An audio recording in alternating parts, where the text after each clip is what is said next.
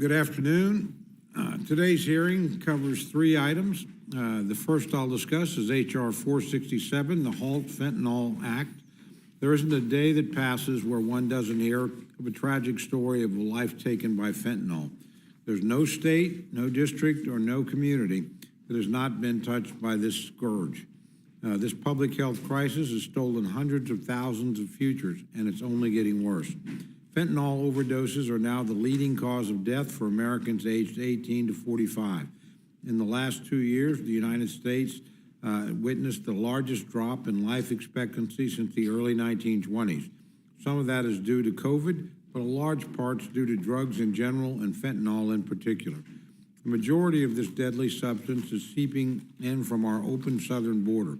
Drug cartels are gleefully taking advantage of the Biden administration's failure to secure the border and pushing this dangerous and deadly substance onto our streets.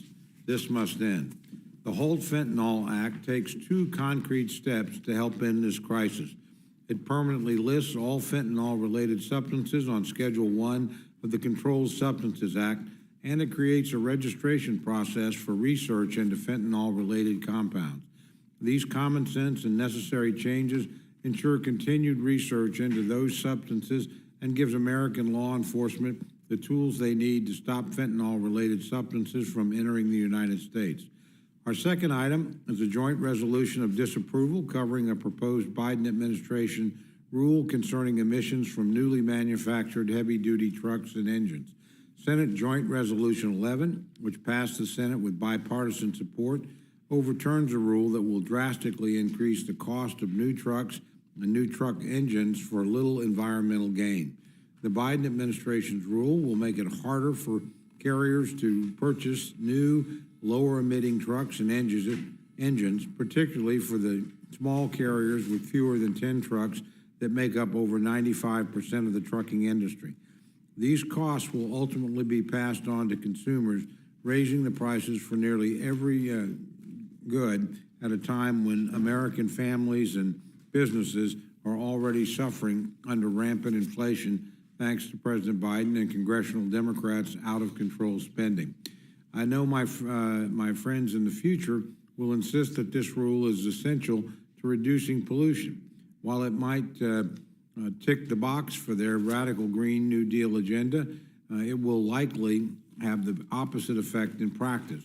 The EPA estimates the technology required to meet the new administration's rule standard could cost more than $8,000 per vehicle.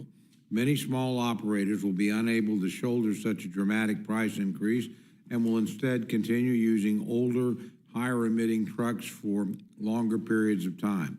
In supporting SJ Res 11, we are standing with the American truckers, protecting our nation's supply chain and safeguarding families from even higher costs. Finally, our third item is House Joint Resolution 45, which disapproves of President Biden's student loan forgiveness scheme. Last year, President Biden announced his plan to unilaterally forgive up to $10,000 in federal student loan debt per borrower. The Congressional Budget Office estimates that this plan may cost as much as $400 billion. It transfers the cost of these loans from the borrower to taxpayers, some of whom may not have attended college, didn't have the opportunity to attend college, or have paid off their student debt. And to make matters worse, this spending has not been authorized or appropriated by Congress, meaning that this plan is likely unconstitutional. In fact, back in 2021, former Speaker Pelosi agreed, saying that, quote, people think that the President of the United States has the power of debt forgiveness. He does not, unquote. The Supreme Court is expected to weigh on this matter this summer. Today's joint resolution disapproves of President Biden's potentially unconstitutional scheme.